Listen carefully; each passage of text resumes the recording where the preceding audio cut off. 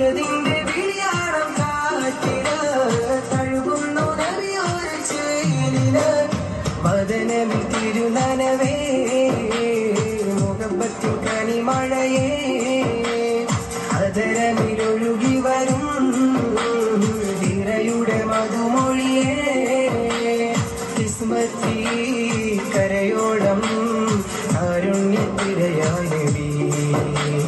കടലോളം കൽവുള്ളം നിസ്സത്തിൻ നജവായ നബി നെഞ്ചിനുള്ളിൽ കൊണ്ട് ഇഷ്കിൽ തോർത്തുരമ്പ് പ്രേമ കാവ്യമാണ് മുത്ത്